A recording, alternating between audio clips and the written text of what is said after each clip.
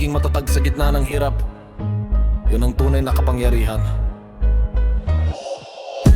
Bago pa umikot ang makina, bago pa umingay ang mga lungsod, may isang lakas na tahimik na bumuhay sa Pilipinas, ang Carabao. At sa bawat yapak nito sa putik may kwento ng isang bayan. Sa ilalim ng tirik na araw, habang ang lupa ay mabigat at basa, siya'y tuloy-tuloy, hindi nagre-reklamo, hindi umaatras. Bawat hilan ng araro ay hakbang patungo sa pagkain sa hapag. Bawat patak ng pawis ng magsasaka ay sinasabayan ng kanyang lakas. Pinili siyang pambansang hayop, hindi dahil siya ang pinakamabilis, kundi dahil siya ang pinakamatiisin. Ang Carabao ay refleksyon ng karaniwang Pilipino, tahimik pero matatag, hindi maingay pero hindi bumibigay. Kahit gaano kabibig ng buhay, patuloy pa rin.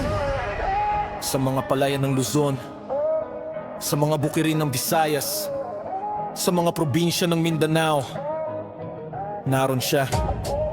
Kasama sa pag-ani, kasama sa sakripisyo, kasama sa pag-asa. Kapag may ani, may buhay, at sa likod ng bawat ani may Carabao. Ang tunay na lakas ay hindi palaging nasa taas, minsan nasa lupa. Hindi kailangan ng korona para maging mahalaga. Ang pagiging matatag sa gitna ng hirap, iyon ang tunay na kapangyarihan.